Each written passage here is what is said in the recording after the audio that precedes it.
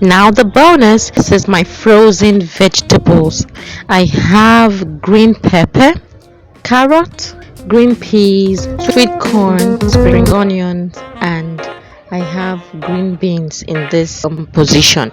Then I cut them into pieces, little pieces, and put them in the freezer so that they get frozen and I can use them at any time. Just take out the little portion I need and then I use it and put the rest back in the freezer. Tell me how you preserve your veggies too. I'd like to know that in the comment section below. So see you later. Bye.